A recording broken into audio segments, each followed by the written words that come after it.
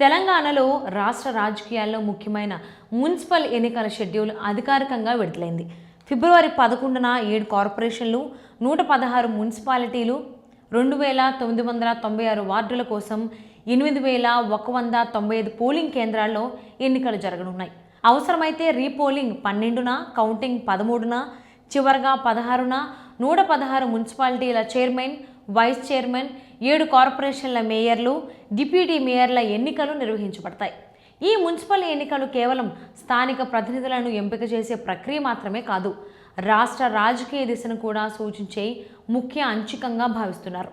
గతంలో జరిగిన assembly, Lok Sabha, MLC ఉప ఎన్నికల్లోని ఫలితాలు ఇప్పటికే కొన్ని కీలక పార్టీలకు ఆధిపత్యాన్ని నిరూపించాయి.